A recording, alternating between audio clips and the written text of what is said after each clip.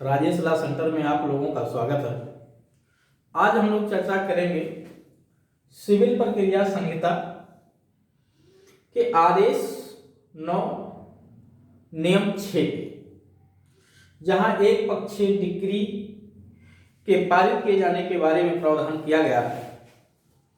एक पक्षीय डिक्री अगर पारित की जाती है तो उसके विरुद्ध पीड़ित व्यक्ति को अर्थात जिसके विरुद्ध पारित की गई है क्या क्या उपचार है, उन सभी उपचारों पे चर्चा करेंगे। एक दो उपचार नहीं, कई सारे उपचार, तो वन बाय वन करके उस पर चर्चा करूंगा। साथ ही साथ सिविल प्रक्रिया संहिता 1908 के अंतर्गत एक पक्षीय कार्रवाई कहां कहां की जाती है, एक पक्षीय आदेश इस संहिता में और कहां कहां पारित किए जाते हैं, उस पे भी अधिकतम बिंदुओं पे चर्चा की जाएगी। लेकिन सबसे पहले इंफॉर्मेशन आप लोगों के लिए है कि हमारे यहाँ पीसीएस एपीओ एचजीएस की भी तैयारी कराई जाती है। इसके लिए ऑनलाइन और ऑफलाइन दोनों प्रकार की क्लास की सुविधा उपलब्ध है। जिस किसी बच्चे को पीसीएस की या एपीओ की या एचजीएस की तैयारी करना है वो इस नंबर पे संपर्क करके अपनी सुविधा अनुसार क्लास ज्वाइन कर सकता है। तो सबसे पहले हम लोग चलते हैं एक पक्षीय पारित डिक्री, एक्स पार्टी ऑर्डर इसको बोलते हैं। ठीक है, एक पक्षीय का मतलब कि एक पक्षकार को सुनते हुए न्यायालय के द्वारा दिया गया निर्णय एक पक्षीय निर्णय कहलाता है। जनरल नियम यह है कि हर एक व्यक्ति को सुनवाई का अवसर दिया जाए। उस मामले से संबंधित जितने व्यक्ति हैं सभी को सुनवाई का अवसर दिया जाना मैंडेटरी है। सुना जाना मैंडेटरी नहीं है, सुनवाई का अवसर दिया जाना मैंडेटरी है। अगर कोई पार्टी नहीं आती है तो जबरदस्ती उसको नहीं बुलाया जाएगा हर दशा में।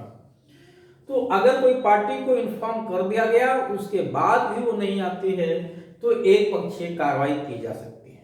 अब सीपीसी में जो सबसे फेमस प्रावधान है वो है एक पक्षीय डिक्री। और भी चीजों के बारे में मैं बताऊंगा, लेकिन सबसे पहले मैं बता दूं आप लोगों को एक पक्षीय डिक्री जो पारित की जाती है वो आदेश 9 नियम 6 के तहत पारित की जाती है, ऑर्डर 9 रूल 6। अब ऑर्डर 9 रूल 6 में भी कहां पारित की जाती है और एक पक्षीय डिक्री कब पारित की जाती है, दूसरे पक्षकार के ना आने पर या और भी कोई रीजन है। तो एक पक्षीय डिक्री यानी मुकदमा दर्ज हुआ, किसी व्यक्ति ने जो पीड़ित था उसने सक्षम कोर्ट में मुकदमा दर्ज करवाया, मुकदमा दर्ज हुआ, अगली पार्टी को समन गया, नियत डेट निर्धारित की गई, निर्धारित दिन निर्धारित की गई, या किसी कारण से अगर उस डेट पे सुनवाई संभव नहीं हो पाया तो अगली डेट निर्धारित कर दी गई। और उस डेट पे जो डेट दोनों के लिए निर्धारित की गई है, दोनों पार्टियों को हाजिर होने का जो डेट निर्धारित किया जाता है वो आदेश 9 नियम 1 में बताया गया है कि प्रतिवादी पर समन की तामीली की तारीख से जो समय बताया गया है कि समन की तामीली के बाद किस डेट को हाजिर होना है, उसी डेट पे दोनों पार्टियों को हाजिर होना होता है। अगर दोनों पार्टियां नहीं हाजिर होती हैं तो वहां पे भी वाद को खारिज किया जा सकता है। लेकिन प्रतिवादी नहीं आता है, वादी तो आया, जो डेट उसे दी गई या कोई नई नेक्स्ट डेट लगाई गई उस डेट पे अगर प्रतिवादी नहीं आता है तो एक पक्षीय कार्रवाई उसके खिलाफ की जा सकती है। कहां पे? आदेश 9 रूल 6 में। लेकिन यहां भी कभी, अब आप आदेश 9 रूल 6 का खंड देखेंगे, का खंड, क्योंकि 9 रूल 6 में का, खा और गा 3 प्रावधान है। एक पक्षीय निर्णय तभी कोर्ट के द्वारा सुनाया जाता है जब प्रतिवादी पर समन की तामीली समय रूप से हो गई, तब न्यायालय प्रतिवादी के ना आने पर एक पक्षीय कार्रवाई करने के लिए अग्रसर होता है। अगर उस मामले में उसको वैयक्तिक रूप से बुलाया गया था, प्रतिवादी नहीं आता है, या अपने प्लीडर के माध्यम से बुलाया गया था, प्लीडर के माध्यम से नहीं आता है, या वो अभिकर्ता के माध्यम से हाजिर होना चाहता था, अभिकर्ता के माध्यम से नहीं आता है। जैसी भी स्थिति होगी, अगर समन की तामीली ही नहीं हुई तो नया समन निकाला जाएगा। समन की तामीली हुई कि तो समय पे नहीं हुई तो फिर से समन जारी होगा। तो खा और गा में तो दोबारा समन इशू किया जाता है, लेकिन का खंड में समय रूप से समन की तामीली हो जाने के बाद भी प्रतिवादी नहीं आता तो एक पक्षीय सुनवाई की जाती है। हाँ, अगर समन की तामीली समय रूप से नहीं हो पाई तो वादी की जिम्मेदारी बनती है कि वो प्रतिवादी पर समन जारी करने के लिए 7 दिन के भीतर कोर्ट को कॉम्पिटेंट बनाए, जिससे कोर्ट दोबारा समन जारी कर सके। अगर वो 7 डेज के भीतर पार्टी यानी वादी कोर्ट को कॉम्पिटेंट नहीं बनाती है तो उसके वाद को खारिज किया जा सकता है आदेश 9 नियम 5 में। तो आदेश 9 नियम 5 में ही 7 डेज का समय दिया गया है, जो 1999 से पहले 30 दिन का समय था, उसको 30 दिन मतलब 1 माह लिखा हुआ था, उसको घटा के 7 दिन कर दिया गया। तो एक पक्षीय आदेश निर्णय कहां किया जा रहा है, यहाँ पे पारित किया जा रहा है। एक पक्षीय पारित डिक्री आदेश 9 रूल 6 में किया जा रहा है। अब प्रश्न यहाँ पे यह है कि एक पक्षीय निर्णय जो दिया गया है ये मेरिट पे तो है नहीं। जब हम धारा 2 का खंड 2 पढ़ते हैं डिक्री की डिफिनीशन, तो डिक्री के डिफिनीशन पे है कि विवादग्रस्त जो विषय है किसी पक्षकार के बीच, वो या तो सभी बिंदुओं पर या उनमें से किसी बिंदु पर मामले का अंतिम रूप से अवधारण किया गया हो, यानी गुणागुण के आधार पर सुनवाई हुई हो, उसका अंतिम विनिश्चय किया गया हो, मेरिट पे सुनवाई हुई हो, अर्थात दोनों पार्टियों को सुना गया, तभी वो जजमेंट डिक्री कहलाएगा, अन्यथा वो ऑर्डर हो जाएगा। तो एक पक्षीय निर्णय दिया जाना आदेश 9 रूल 6 के तहत डिक्री नहीं, क्योंकि वो डिक्री के आवश्यक तत्वों को पूरा नहीं करता है, तो है क्या आदेश। लेकिन ये डिक्री तो नहीं है, लेकिन इसे डिक्री का रूप देना था जिससे इसकी अपील की जा सके। तो अपील की प्रयोजन के लिए इसको डिक्री बना दिया। तो जो कोई कोर्ट का जजमेंट डिक्री की आवश्यक शर्तों को नहीं पूरा करता है फिर भी उसे डिक्री का रूप दिया जाना है, तो उसे हम क्या कहेंगे, मान लिया गया कि वो डिक्री है, तो इसी को कहते हैं डीम्ड डिक्री। तो आदेश 9 रूल 6 के तहत एक पक्षीय कार्रवाई में दिया गया निर्णय डीम्ड डिक्री कहलाती है। ठीक है, ये मेन डिक्री नहीं है, मतलब डिक्री रियल नहीं है, डीम्ड डिक्री है। अब ये डीम्ड डिक्री, अब हम यहाँ आपको डिक्री ही बताएंगे, ये तो अंदर की बात थी, ये डीम्ड डिक्री है, डिक्री इसको मत कहिएगा, और आप बोलचाल में बोल सकते हैं कि डिक्री है। अब इसके विरुद्ध क्या क्या उपचार है उस पर चर्चा करेंगे 1 बाई 1, और इसके अलावा सीपीसी में और डिक्री कहां कहां पारित की जाती है उस पर भी मोटा मोटा चर्चा कर लेते हैं कुछ 2-4 बिंदुओं पे। तो एक पक्षीय डिक्री मूल वाद में पारित किया जाता है आदेश 9 रूल 6 का में। दूसरा, अगर कोई अपील फाइल की गई है, चाहे वो डिक्री की हो या ऑर्डर की हो, इससे मतलब नहीं है, अगर अपील की सुनवाई एक पक्षीय की जाती है तो उसमें भी डिक्री पास की जाएगी। ये कहाँ लिखा गया है, तो एक पक्षीय अपील की सुनवाई यानी अपील में भी एक्स पार्टी डिक्री आना, ये लिखा हुआ है ऑर्डर 41 रूल 17 का सब रूल 2 में। इसी तरह से आप देखेंगे कि आदेश 21 नियम 23 के तहत, आदेश 21 रूल 23 के तहत जब किसी व्यक्ति को रूल 22 में सूचना दे दी गई हो और उसके बाद भी वो सूचना देने के बाद भी अपना पर्याप्त हेतु दर्शित करने के लिए नहीं आता है, तो डिक्री का निष्पादन एक पक्षीय भी करवाया जा सकता है। क्योंकि यहाँ रूल 23 में बताया गया है कि जब रूल 22 के तहत उसे कुछ दशाओं में डिक्री का एग्जीक्यूशन करवाना है, कुछ दशाएं आप 22 पढ़ेंगे तो 3-4 दशाएं वहां आपको मिलेंगी। जैसे डिक्री का निष्पादन करवाने के लिए आप 2 साल बाद आते हैं, तो 2 साल बाद अगर डिक्री का एग्जीक्यूशन करवाने के लिए आप एप्लीकेशन कोर्ट में देते हैं, तो ऐसी स्थिति में कोर्ट विरोधी पक्षकार को यानी जो जजमेंट डेप्टर है उसको नोटिस भेजता है कि आप अपना पर्याप्त हेतु दर्शित करें कि क्यों ना इसमें आपके खिलाफ एक पक्ष जो डिक्री पास की गई उसका एग्जीक्यूशन करवाया जाए। तो ये उसका राइट होता है कि जजमेंट डेप्टर को सुना जाए। अगर जजमेंट डेप्टर नहीं आता है तो एक पक्षीय डिक्री का एग्जीक्यूशन कराया जा सकता है।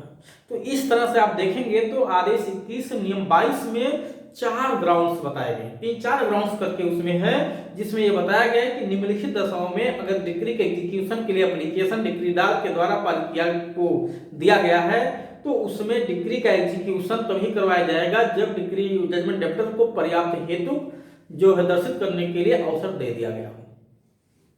जैसे उसमें कई सारी दशाएं, उसमें से एक दशा तो ये है कि जब 2 साल बाद डिक्री का एग्जीक्यूशन करवाने के लिए आया गया हो, जब जो है डिक्री का एग्जीक्यूशन करवाने के लिए वो जो है उसका ट्रांसफरी आया हुआ, विधिक प्रतिनिधि आया हुआ, तो इस तरह से कई सारे ग्राउंड्स वहां पे लिखे हुए हैं। तो वहां पे भी एक पक्षीय पालित किया जाता है रूल 1, वो सब रूल 1।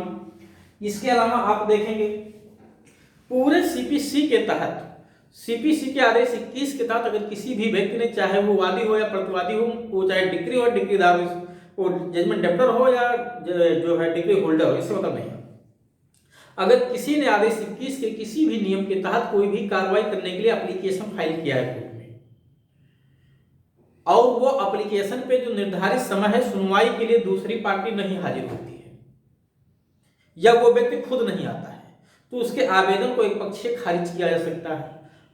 आदेश 21 नियम 105 के उपनियम 2 में, कहां पे? आदेश 21 रूल 105 के सब रूल 2 में। और अगर विरोधी पक्षकार नहीं आता है जिसके खिलाफ कोई आवेदन दिया गया है आदेश 21 के तहत, पूरे आदेश 21 के किसी भी रूल के तहत कोई भी आवेदन दिया गया है किसी कार्रवाई को करने के लिए या न करने के लिए, तो विरोधी पक्षकार को सूचना दी गई कि आप आ जाइए, और विरोधी पक्षकार नहीं आता तो एक पक्षीय कार्रवाई की जा सकेगी। आदेश 21 आदेश या ऑर्डर 21 रूल 105 का सब क्लास वो सब रूल 3। तो ये सब वो दशाएं हैं जहां एक पक्षीय कार्रवाई किए जाने का प्रावधान सीपीसी में किया गया। अब हम लोग चलते हैं, इसको छोड़ते हैं, एक पक्षीय पालित डिक्री के भीतर रेमेडी क्या क्या है उस पर चर्चा करते हैं। अगर एक पक्षीय डिक्री पारित किया गया है तो एक पक्षीय पारित किया गया डिक्री डीम्ड डिक्री भी कहलाता है। क्या कहलाता है? डीम्ड डिक्री भी ये है, और डीम्ड डिक्री होने के नाते, डीम्ड डिक्री होने के नाते इसके विरुद्ध क्या क्या राइट है? हम अपील में जा सकते हैं। 2 राइट है, एक अपील में जाने का राइट है, ध्यान रखिएगा, अपील कर सकते हैं क्योंकि ये डीम्ड डिक्री है, और जब तक कोई डिक्री जो पारित की गई अभिव्यक्त रूप से मना ना किया गया हो उसकी अपील होती है। धारा 96 का रूल वो सब सेक्शन 1 कहता है कि प्रत्येक डिक्री अपील योग्य होती है जब तक अभिव्यक्त रूप से उसे इस संहिता में या तत्समय प्रवृत्त किसी अन्य विधि में मना ना किया गया हो।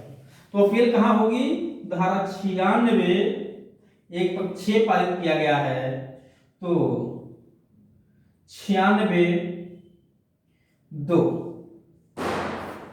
92 मैंने लिख दिया, यहां धारा 96 के उपधारा 2 में कहा गया है कि एक पक्षीय पारित डिक्री की अपील की जा सकेगी।